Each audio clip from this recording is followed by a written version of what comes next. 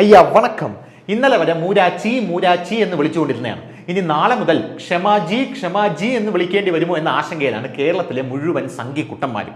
സംഭവം വേറൊന്നുമില്ല, പത്മജ ചേച്ചിയെ പത്മജ ജി എന്ന് വിളിക്കേണ്ട അവസ്ഥയിൽ നമ്മൾ എത്തിയല്ലോ. പത്മജ ചേച്ചിയുടെ സഹോദരനായിട്ടുള്ള മുരളീധരനെ നാളെ മുരളി ജി എന്ന് വിളിക്കേണ്ടി വരുമോ എന്നുള്ള ആശങ്കയുള്ളത് കൊണ്ട് മാത്രമാണ് മുരളീധരന് ഞാൻ പല കാര്യങ്ങളിലും മറുപടി കൊടുക്കാത്തത് എന്ന് നമ്മുടെ ശോഭാ സുരേന്ദ്രൻ പോലും കഴിഞ്ഞ ദിവസം പറയുന്ന ഒരു സാഹചര്യം ഉണ്ടായിട്ടുണ്ട്. സംഭവം വേറൊന്നുമല്ല, ചാനൽ ചർച്ചകളിലെ കോൺഗ്രസിന്റെ ഗർജിക്കുന്ന സിംഹമായിട്ടുള്ള ഷമാ മുഹമ്മദിന് കെ സുധാകരന്റെ കയ്യിൽ നിന്നും കിട്ടിയ നല്ല ചുട്ട അടിയാണ് ഇപ്പോൾ സമൂഹ മാധ്യമങ്ങളിലെല്ലാം ചർച്ചാ വിഷയം. ഷമാ മുഹമ്മദ് എന്ന് പറയുന്ന വ്യക്തി കോൺഗ്രസിൽ സീറ്റും കണ്ണും നട്ട് കാത്തിരിക്കാൻ തുടങ്ങിയിട്ട് കുറെ നാളായി. അറ്റ്ലീസ്റ്റ് ആ വടകരയെങ്കിലും എനിക്കൊന്ന് തന്നൂടെ, നമ്മുടെ ജഗതി ഗിലികത്തിൽ പറയുമ്പോൾ ഒരു 10 രൂപയെങ്കിലും തരാം, മനസ്സിലായി ഇത്രയ്ക്ക് ആക്രാന്തം പാടില്ല എന്നുള്ള രീതിയിലായിരുന്നു ഷമാ മുഹമ്മദിന്റെ പ്രതികരണം എന്ന് പറയുന്നത്. ചാനൽ ചർച്ചകളിൽ ചേച്ചി പുലർത്തുന്ന നിലവാരം എന്ന് പറയുന്നത് ചാനൽ ചർച്ചകളിലെ അഗ്രഗണ്യന്മാരെ പോലും വളരെ വലിയ രീതിയിൽ മാറ്റി നിർത്തുന്ന ലെവലിലുള്ളതായത് കൊണ്ട് തന്നെ ക്ഷമച്ചേച്ചിക്ക് ദേശീയ രാഷ്ട്രീയത്തെക്കുറിച്ച് യാതൊരുവിധ വിവരവുമില്ല എന്നാണ് കോൺഗ്രസ് പ്രവർത്തകർ തന്നെ പറയുന്നത്. അത് കഴിഞ്ഞ ദിവസമാണ് ക്ഷമച്ചേച്ചി അറിയാനായിട്ട് സാധിച്ചത്. ക്ഷമച്ചേച്ചി സുധാകരനോടുള്ള നീരസം പരസ്യമായിട്ട് വ്യക്തമാക്കിയിട്ടുണ്ടായിരുന്നു. ക്ഷമച്ചേച്ചി പറഞ്ഞത് കോൺഗ്രസിൽ സ്ത്രീ പ്രാതിനിധ്യം വളരെ കുറവാണ്. ഈ പട്ടികയിൽ, ഏത് പട്ടിക? നമ്മുടെ ലോക്സഭയിൽ തെരഞ്ഞെടുപ്പിനുള്ള പട്ടികയിൽ സ്ത്രീ പ്രാതിനിധ്യം കുറവായതുകൊണ്ട് തന്നെ സ്ത്രീ പ്രാതിനിധ്യം കൂട്ടാമായിരുന്നു. സ്ത്രീ പ്രാതിനിധ്യം കൂട്ടുന്നതിന്റെ ഭാഗമായിട്ട് കണ്ണൂരോ വടകരയോ ഏതെങ്കിലും ഒരു കൊച്ചു മഹിളാ രത്നത്തിന് ഒരു സീറ്റ് കൊടുക്കുന്നതുകൊണ്ട് എന്തെങ്കിലും തെറ്റുണ്ടോടെ എന്നും ക്ഷമച്ചേച്ചി പറഞ്ഞു. ആരാണ് ആ മഹിളാ രത്നം? ദാ ഇങ്ങോട്ട് നോക്കിയേ, ഞാനാണ് ആ മഹിളാ രത്നം എന്നും ക്ഷമച്ചേച്ചി പറയാതെ പറഞ്ഞു വെച്ചിട്ടുണ്ടായിരുന്നു. ഡൽഹി ആസ്ഥാനമായിട്ടാണ് ക്ഷമച്ചേച്ചി പ്രവർത്തിച്ചു കൊണ്ടിരുന്നത്. ക്ഷമച്ചേച്ചിയുടെ പ്രവർത്തന മണ്ഡലം ക്ഷമച്ചേച്ചി കണ്ണൂരുള്ള കോൺഗ്രസ് ജില്ലാ കമ്മിറ്റിയുമായിട്ട് കൂട്ടിക്കെട്ടി. ഈ കൂട്ടിക്കെട്ടാണ് നമ്മുടെ സുധാകരൻ നൈസായിട്ട് വന്ന് നാട മുറിക്കും പോലെ മുറിച്ചു വിട്ടത്.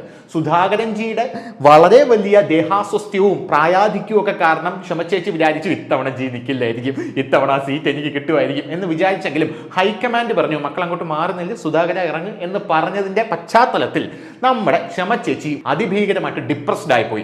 ആ ഡിപ്രഷനിൽ നിന്നാണ് ക്ഷമച്ചേച്ചി അതിഭീകരമായിട്ടുള്ള പ്രതികരണങ്ങളൊക്കെ നടത്തുന്നത്.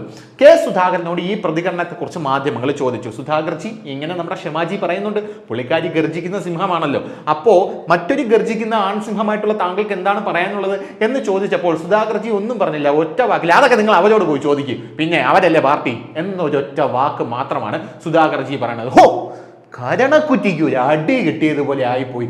കണ്ണും കണ്ടൂടെ ചെവിയും കെട്ടൂടെ, എവിടെ നിന്നൊക്കെയാണ് അടി വരുന്നത് എന്നുള്ള രീതിയിലായിരുന്നു പിന്നീട് നമ്മുടെ ക്ഷമച്ചേച്ചിയുടെ പ്രതികരണം എന്ന് പറയുന്നത്. ഈ ക്ഷമച്ചേച്ചിയുടെ ബാക്ക്ഗ്രൗണ്ട് നമ്മൾ എടുത്തൊന്ന് പരിശോധിച്ചു കഴിഞ്ഞാൽ ക്ഷമച്ചേച്ചി 1973 മെയ് 17 തീയതിയാണ് ഈ ലോകത്തേക്ക് ബുജാദയാകുന്നത്. ഈ മെയ് 17 ക്ഷമച്ചേച്ചി കണ്ണൂർ തളിപ്പറമ്പ കോൺസ്റ്റിറ്റ്യുവൻസിയിലാണ് ബുജാദയാകുന്നത് എന്നാണ് അറിയാനായിട്ട് സാധിച്ചത്. പിന്നെ നേരെ കുവൈറ്റിലേക്ക് പോയി. അതുകൊണ്ടാണ് ഈ മലയാളം ഇങ്ങനെ ഇരിക്കുന്നത്. പല ചാനൽ ചർച്ചകളിലും മലയാളം എന്ന് പറയുന്ന സാധനം കുരച്ച് അരിയും എന്ന രീതിയിലാണ് ക്ഷമച്ചേച്ചി സംസാരിക്കുന്നത്. അത് സംഘികൾക്കിടയിൽ വലിയ ട്രോളിനും കാരണമായിട്ടുണ്ട്. ഇനിയിപ്പോൾ അതൊന്നും കാര്യമായിട്ട് എടുക്കേണ്ട. ക്ഷമച്ചേച്ചി നമ്മളെ കൂടെ വരികയാണെങ്കിൽ ഒരു ദേശീയ വക്താവിനെ ചാക്കിട്ട് പിടിച്ച് നമ്മുടെ ഭാഗത്തേക്ക് ആക്കി എന്നുള്ള വലിയ രീതിയിലുള്ള ചാരിതാർത്ഥ്യമുണ്ടല്ലോ. പഴയ കാര്യങ്ങളൊക്കെ നമുക്ക് മറക്കാം. അതാണ് BJP എന്ന് പറഞ്ഞപ്പോഴത്തെ ചാക്കിട്ട് പിടിക്കാനായി BJP പ്രവർത്തനങ്ങൾ തുടങ്ങി എന്ന റിപ്പോർട്ടുകൾ ഇപ്പോൾ പുറത്തു വരുന്നുണ്ട്. കണ്ണൂർ ജില്ലാ കമ്മിറ്റിയാണ്, BJPയുടെ കണ്ണൂർ ജില്ലാ കമ്മിറ്റിയാണ് ഈ ചർച്ചകൾ ക്ഷമയുമായിട്ട് നമ്മൾ നടത്തിയാലോ എന്നുള്ളൊരു തോട്ടിലേക്ക് വന്നിരിക്കുന്നത്. ഷമാ മുഹമ്മദ് ഇത് അറിഞ്ഞിട്ടുണ്ടോ ഇല്ലയോ എന്നുള്ളത് ക്രോസ് ചെക്ക് ചെയ്യേണ്ട കാര്യമാണ്. സ്വാഭാവികമായിട്ടും ഷമാ മുഹമ്മദിനോട് ഈ കാര്യം ചോദിക്കുമ്പോൾ ഷമാ മുഹമ്മദ് പറയും ഞാൻ മരിച്ചാലും BJPയിലേക്ക് പോവില്ല എന്ന് ക്ഷമച്ചേച്ചി പറയുമായിരിക്കും. പക്ഷേ നരേന്ദ്രമോദിയുടെ അതിഭീകര വിമർശകനും സോണിയാഗാന്ധിയുടെ മനസാക്ഷി സൂക്ഷിപ്പുകാരനുമായിട്ടുള്ള ടോം വടക്കനെ നമുക്ക് BJPയിൽ എത്തിക്കാമെങ്കിൽ ഷമാ മുഹമ്മദിനെ BJPയിലേക്ക് എത്തിക്കുന്നത് ജഗന്നാഥന് പൂ പറിക്കുന്നത് പോലെയുള്ള കാര്യമാണ് എന്നും BJP പ്രവർത്തകർ പറയുന്നുണ്ട്. ഇനി അടുത്ത കാര്യം, AP അബ്ദുള്ളക്കുട്ടിയെയും C രഘുനാഥിനെയും ഒക്കെ BJPയോട് വലിച്ചടുപ്പിക്കാനായിട്ട് ശ്രമം നടത്തിയത് കണ്ണൂർ ജില്ലാ കമ്മിറ്റിയാണ്. ഇവരെയൊക്കെ BJPയോട് വലിച്ചു ചേർത്ത നമ്മുടെ BJP കണ്ണൂർ നേതൃത്വം ക്ഷമച്ചേച്ചിയുമായിട്ട് ചർച്ചകൾ നടത്തി ക്ഷമച്ചേച്ചിയെയും ഇങ്ങോട്ടേക്ക് കൊണ്ടുവന്നാലോ എന്നാണ് ആലോചിക്കുന്നത്. ഇത് ആദ്യത്തെ കാര്യം. ക്ഷമയെ പല വേദികളിലും കോൺഗ്രസ്സുകാർ ഇകഴ്ത്തിയിട്ടുണ്ട് എന്നുള്ളത് സത്യമായിട്ടുള്ള ഒരു കാര്യമാണ്. ക്ഷമയെ പല വേദികളിലും ഇകഴ്ത്തി എന്ന് മാത്രമല്ല, മഹിളാ കോൺഗ്രസിന്റെ പോഷക സംഘടനയുടെ ഭാരവാഹിത്വത്തിൽ നിന്നും ഷമാ മുഹമ്മദിനെ ചവിട്ടി പുറത്താക്കാനായിട്ട് കെ സുധാകരൻ ചരടുകൾ വലിച്ചു എന്നും ഷമാ മുഹമ്മദിന് ഒരു ആക്ഷേപമുണ്ട്. ഷമാ മുഹമ്മദിന് വിവരമില്ല എന്ന് കോൺഗ്രസ് പ്രവർത്തകർ പറയുന്നുണ്ട്. അതവരുടെ വ്യക്തിപരമായിട്ടുള്ള കാര്യം, നമ്മൾ അതിൽ ഇടപെടണ്ട. ഇനി നാളെ ക്ഷമ ചേച്ചി ഇങ്ങോട്ട് വരുമ്പോൾ ജി എന്ന് വിളിക്കേണ്ടി വന്നാലോ, അതുകൊണ്ട് നമ്മൾ അതിലോട്ട് ഇടപെടുന്നില്ല.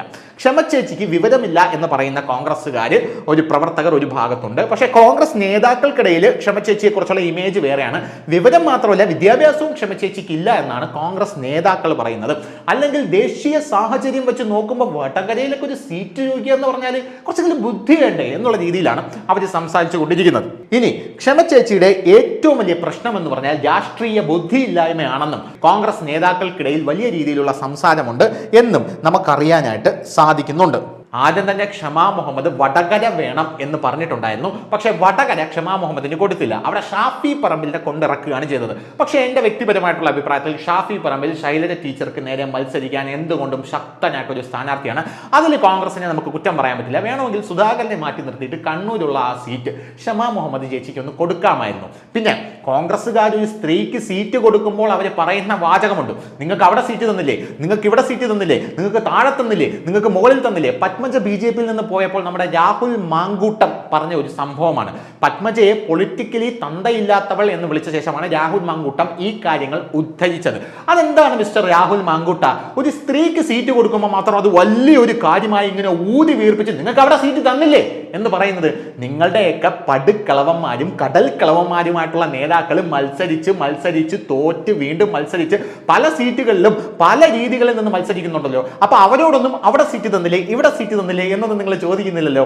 ഒരു സ്ത്രീ മത്സരിക്കാൻ ഇറങ്ങുമ്പോൾ മാത്രം തൃശ്ശൂർ തന്നില്ലേ, തോറ്റോ, എങ്കിൽ വീട്ടിൽ പോയിരുന്നോ എന്ന് പറയുന്നത് എന്തുകൊണ്ടാണ്? അവർ മത്സരിച്ച് എക്സ്പീരിയൻസ് ആയി അവിടെ നിന്ന് ജയിച്ചു വന്നോളും എന്നൊരു തോട്ട് നമ്മുടെ രാഹുൽ മാങ്കൂട്ടന് വരാത്തത് എന്തുകൊണ്ടാണ് എന്നുള്ളൊരു ചിന്ത ഇവിടെയുള്ള പല ആൾക്കാരുടെ ഉള്ളിലുണ്ട് എന്നുള്ളത് വേറൊരു കാര്യം. അപ്പോൾ നമ്മുടെ ഷമാ മുഹമ്മദിന് വടകര സീറ്റ് കൊടുത്തില്ല എന്ന് മാത്രമല്ല, അത് ആദ്യം തന്നെ വെട്ടുകയും ചെയ്തു. 1973 മെയ് മാസം ജനിച്ച ഷമാ മുഹമ്മദ് ചേച്ചി കോൺഗ്രസിൽ നമ്മൾ കാണുന്നത് 2015 മുതലാണ്. 2015 കോൺഗ്രസിന്റെ മീഡിയ പാനലിസ്റ്റായിട്ടും വക്താവായിട്ടും ഒക്കെ ഷമാ മുഹമ്മദ് ചേച്ചിയെ അവരോധിതയാക്കുന്നത്. അന്ന് മുതൽ ഷമാ മുഹമ്മദ് ചേച്ചി പല മാധ്യമങ്ങളും വന്നിരുന്ന നരേന്ദ്രമോദിക്കെതിരെ ടോം വടക്കനെ പോലെ ഘോരം വിമർശിക്കുകയാണ്. നരേന്ദ്രമോദിക്കെതിരെ മോദി അത് ചെയ്തത് ശരിയല്ല, ദിസ് ഇസ് കംപ്ലീറ്റ്ലി നോൺസെൻസ് എന്നൊക്കെ പറഞ്ഞ് വലിയ രീതിയിലുള്ള വിമർശനങ്ങൾ ചേച്ചി നടത്തുന്നുണ്ട്. എൻ്റെ കയ്യിൽ നോക്കൂ, ഇറ്റലിയുടെ പാസ്പോർട്ട് ഉണ്ട്. ഈ പാസ്പോർട്ട് വിട്ട് എനിക്ക് ഇന്ത്യ വിട്ട് വേണമെങ്കിൽ ഇറ്റലിയിലേക്ക് പോകാം. പക്ഷെ ഞാൻ ഇറ്റലിയിലേക്ക് പോകാത്തത് എൻ്റെ മദർലാൻഡിനോട് എനിക്ക് അത്രയധികം സ്നേഹമുള്ളത് കൊണ്ടാണ് എന്നൊക്കെ ക്ഷമാ ചേച്ചി വളരെ വലിയ രീതിയിൽ ചാനൽ ചർച്ചകളിൽ വന്നിരുന്ന് ഘോരം പ്രസംഗിക്കുന്നത് നമ്മൾ കാണാറുണ്ടായിരുന്നു. അന്നൊക്കെ സംഖ്യകൾക്ക് അരോചകമായിട്ട് തോന്നാറുണ്ടായിരുന്നുവെങ്കിലും ഇന്ന് ക്ഷമച്ചേച്ചിയോട് കണ്ണൂർ നേതൃത്വം BJP ചർച്ചകൾ നടത്താൻ പോകുന്നു എന്ന വാർത്ത പുറത്തു വരുന്ന സാഹചര്യത്തിൽ ശുഭകരമായിട്ടുള്ള ഒരു കാര്യമായിട്ടാണ് ഇത് തോന്നുന്നത് എന്നാണ് കേരളത്തിലെ സംഘികൾ പറയുന്നത്. നമ്മൾ ക്ഷമച്ചേച്ചിയെ വിമർശിച്ച സകല ഫേസ്ബുക്ക് പോസ്റ്റ് ഡിലീറ്റ് എന്നും സംഘികൾ പറയുന്നതായി ഒരു കരക്കമ്പിയുണ്ട് എന്നുള്ളത് വേറൊരു കാര്യം. അപ്പോൾ ഷമാ മുഹമ്മദ് ചേച്ചി BJP-യിലേക്ക് എത്തുകയാണെങ്കിൽ അതൊരു നേട്ടമാക്കാൻ സാധിക്കും എന്നുള്ളതാണ് ഇപ്പോൾ BJP പ്രവർത്തകർ മനസ്സിലാക്കുന്നത്. ഭാവിയിലേക്കുള്ള നേട്ടമാണ്. ഷമാ മുഹമ്മദ് വന്നാൽ ഒരു അണി പോലും പിറകിലേക്ക് വരില്ല എന്നുള്ളത് വേറൊരു കാര്യം. പക്ഷേ അങ്ങനെയല്ല. നമ്മുടെ ടോം വടക്കൻ വന്നപ്പോൾ ഒരു അണി പോലും വന്നില്ല, കോൺഗ്രസ്സുകാർ അത് പുച്ഛിച്ച് തള്ളി. പക്ഷേ ടോം വടക്കൻ സോണിയാഗാന്ധിയുടെ മനസാക്ഷി സൂക്ഷിപ്പുകാരനാണ്. ടോം വടക്കൻ വന്നാൽ സോണിയയുടെ മൊത്തം രഹസ്യങ്ങളും ഒന്ന് ചോർന്ന് പോരും. അതുപോലെയാണ് ഷമാ മുഹമ്മദ് വന്നു കഴിഞ്ഞാൽ കോൺഗ്രസിന്റെ പല കാര്യങ്ങളും ഉൾക്കളികളും അറിയാൻ സാധിക്കും എന്നുള്ളതും വേറൊരു ഭയങ്കരമായ ഒരു ചാൻസായി BJP കണക്ക് കൂട്ടുന്നു. എന്തായിരുന്നാലും ക്ഷമ ചേച്ചി വരുമോ വരില്ലയോ എന്നൊക്കെ ഉള്ളത് കാലം തെളിയിക്കേണ്ട കാര്യമാണ്. കോൺഗ്രസ്സുകാർ ഇങ്ങനെയാണ് മുന്നോട്ട് പോകാനായിട്ട് ശ്രമിക്കുന്നെങ്കിൽ വൈകാതെ തന്നെ കോൺഗ്രസിന്റെ ചിതാഭസ്മം മണപ്പള്ളി മാധവൻ ആ ഭാരതപ്പുഴയിൽ കൊണ്ട് ഒഴുക്കുന്ന സാഹചര്യം വിദൂരമല്ല എന്നുകൂടെ പറയാനായിട്ട് ആഗ്രഹിക്കുന്നു. പിന്നെ ഇപ്പോൾ ചാനൽ ചർച്ചകളിൽ നിന്നും പൊട്ടിമുളച്ചു വന്ന ചില മാങ്കൂട്ടന്മാരൊക്കെ ഉണ്ട്. എന്തോ വലിയ സംഭവമാണ്, ഞാൻ 2 ദിവസം ജയിലിനകത്ത് പോയി കിടന്നപ്പോൾ സ്വാതന്ത്ര്യ സമരത്തിന് പോയി കിടന്നിട്ട് പുറത്തിറങ്ങിയ ഒരു ലൈനാണ് പുള്ളിയൊക്കെ എന്ന് പറയുന്നത്. പിന്നെ 2 ദിവസം നിരാഹാരം സിദ്ധാർത്ഥന് വേണ്ടി കിടന്നപ്പോൾ ഞാനിതാ നിരാഹാരം കിടക്കുകയാണ്. പത്മജ നിരാഹാരം കിടന്നിട്ടുണ്ടെങ്കിൽ അത് ബോഡി ഫാറ്റ് കുറയ്ക്കാനായിരിക്കും എന്നുള്ള ബോഡി ഷെയ്മിങ് കമന്റ് ഒക്കെ നടത്തി ആളാവാൻ ശ്രമിക്കുന്ന രാഹുൽ മാങ്കൂട്ടമൊക്കെ ഇപ്പൊ നയിക്കുന്നത്. നന്നായിരിക്കും. അപ്പൊ ശരി. കൂടുതൽ വാർത്തകളും വിശേഷങ്ങളും നിങ്ങളിലേക്ക് എത്താൻ ABC മലയാളം സബ്സ്ക്രൈബ് ചെയ്യുക, ബെൽ ബട്ടണും അമർത്തുക.